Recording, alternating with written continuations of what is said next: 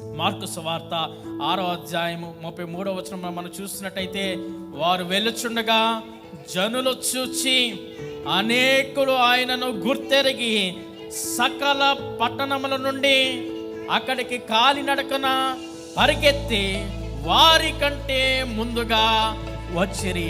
ఆమేన్.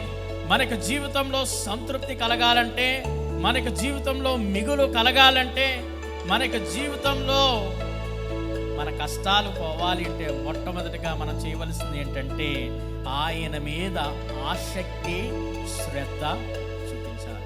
యేసయ్య వెళ్తూ ఉంటుంటే యేసయ్య కంటే ముందుగా పరిగెత్తారు. యేసు మీద శ్రద్ధ చూపిస్తే యేసయ్య నీ మీద శ్రద్ధ చూపిస్తాడు.